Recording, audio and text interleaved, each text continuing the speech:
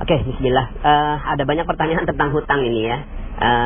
Sepertinya memang Anda mesti mengikuti beberapa audio-audio saya sebelumnya dan ya coba di kubek-kubek lagi channel Telegramnya. Jadi begini, hutang ini ya sesuai dengan ilmu yang barusan saya bagikan, yaitu the law of projection ya, bahwa kehidupan kita itu sesuai dengan apa yang kita pikirkan. Sama dengan sebuah proyektor ya, kalau ada proyektor, ada laptop, kemudian ada layar, maka isi dari layar itu sesuai persis sama dengan laptop ya. Jadi tidak mungkin ada laptop tampilannya A di layar laptop, kemudian di layar infocusnya atau di layar proyektornya B, tidak mungkin, pasti sama. Kalau di laptop A, di layar A gitu ya. Nah, begitu juga hukum ini berlaku dan terjadi pada kehidupan kita, bahwa kita punya yang namanya laptop. Laptop itu adalah pikiran kita, kemudian proyektornya adalah akal kita. Akal kita terus memproyeksikan, dia berfrekuensi 60.000 pikiran setiap hari, twing twing twing twing twing twing terus gitu ya. Sadar nggak sadar, suka nggak suka, mau nggak mau, tetap dia berfrekuensi. Anda tidur, Anda terjaga, Anda berbaring, Anda duduk, terus dia berpikir, terus dia berfrekuensi ya. Dan setiap kata adalah energi, setiap pikiran adalah energi, dan energi tidak bisa dihancurkan ya. Nah, itulah yang tercipta ketika dia terproyeksikan melalui akal kita, maka dia terproyeksi melalui nasib kita ya. Nah, nasib itulah layar ya. Maka the law of projection, apa yang ada dalam pikiran kita pasti terjadi di nasib kita ya. Ketika kita berpikir bahwa aduh jalanannya macet, maka pikiran kita macet, akal kita memproyeksikan macet. Akhirnya yang terjadi adalah kita sedang berdoa, ya Allah macetkan hidupku, macetkan rezekiku, macetkan kebahagiaanku, macetkan keharmonisanku. Akhirnya layar kita ya, yaitu nasib kita, jadinya semua macet. Cara terbaik dalam mengelola kehidupan kita tidak bisa melawan pikiran. Pikiran nggak bisa dilawan, dia selalu berpikir. Yang bisa kita lakukan untuk pikiran adalah membelokkan ya. Bagaimana membelokkan? Ya kalau macet kita bilang wow penuh gitu ya, karena memang realitanya penuh. Kita tidak melawan realita, tapi kita mengikuti realitanya, coba kita ganti dengan bahasa yang jauh lebih positif. Ketika kita bilang, wah penuh jalanannya ya, ketika istri kita nanya, gimana Pak? Gitu kan, gimana Bi? Gimana ya jalanannya? Oh iya jalanannya penuh. Nah, kita sekarang sedang apa?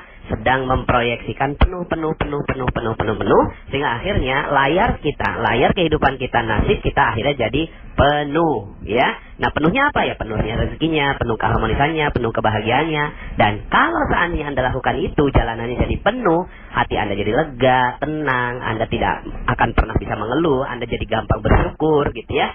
Nah, sehingga akhirnya hanya dengan men-switch fokus Anda, men-switch bahasa Anda, men-switch energi Anda, sama seperti laptop. Kalau Anda misalnya layarnya gambarnya A, terus kemudian kalau di PowerPoint itu kan tinggal pencet spasi ya.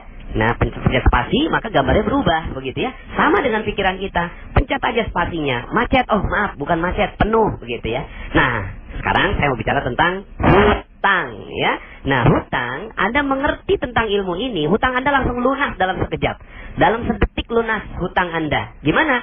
Waktu itu ada seorang yang datang pada saya, Pak Nas, hidup saya hancur. Wow, bagus saya bilang gitu ya. Kok bagus Pak Nas? Ya hidup saya hancur nih. Ya udah, coba cerita. Iya Pak Nas, ya saya punya banyak hutang. Wow, keren saya bilang begitu ya. Kok keren sih Pak Nas? Ini saya udah mau dipenjara gara-gara utang ini. Iya, coba gitu kan, berapa utangnya? 200 juta Ustaz. Wow, banyak banget. Saya bilang keren betul kamu ini gitu kan. Dahsyat. Loh kok dahsyat Pak Ustaz? Ya ini saya nih udah mau pecah kepala saya gara-gara mikirin utang ini. Enggak, gini loh, saya bilang gini ya. Gini loh, zaman sekarang ini ya, dipinjemin 1 juta aja nggak gampang loh. Kamu itu dipinjeminnya 200 juta loh.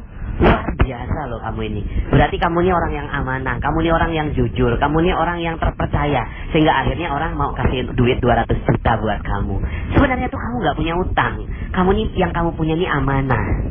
Maka ya, insya Allah jagalah amanah itu dengan baik. Ketemulah dengan orang yang berikan amanah, berbaik-baiklah dengan dia, insya Allah hidup kamu akan jadi jauh lebih tenang. Oh iya ya Pak Nas ya, saya nggak punya utang ya Pak Nas. Iya dong, kamu nggak punya utang. Terus yang saya punya amanah ya Pak Nas. Iya, kamu punya amanah. Amanah ini jaga dengan sekuat jiwa saya, jiwa kamu ya. Kemudian dia bilang gitu, oh iya, siap Pak Nas, saya jadi jauh lebih positif. Iya, langsung lunas utangnya. Langsung lunas pada saat itu menggunakan law of projection. Kenapa? Karena di pikirannya, di laptopnya itu dia utang terproyeksikan, sehingga akhirnya apa yang terjadi? Nasibnya jadinya utang terus. Saya yakin orang yang seperti ini sampai kapanpun, sampai dia meninggal dunia, utangnya nggak akan pernah lunas. Tapi kalau dia switch menjadi amanah, maka amanah akan datang bertubi-tubi pada dirinya. Ya, amanah akan datang bertubi-tubi. Sekarang ini amanahnya 200 juta, mungkin itu untuk modal toko, ya. Lalu kemudian setelah itu amanah datang berupa konsumen yang loyal, kemudian karyawan yang jujur, gitu kan, kemudian supplier yang baik hati meminjamkan barang dan seterusnya. Jadi amanah datang bertubi-tubi. Nah, sekarang pertanyaan saya, Anda yang masih punya utang, udah lunas belum utangnya sekarang? Dengerin ceramah saya. Kalau masih ada hutangnya, ya, maka Anda perlu pantengin lagi Telegram saya. Oke, ya. Sampai jumpa, mudah-mudahan ilmu di Telegram Magnet Rezeki bisa bermanfaat untuk kehidupan Anda. Assalamualaikum warahmatullahi wabarakatuh.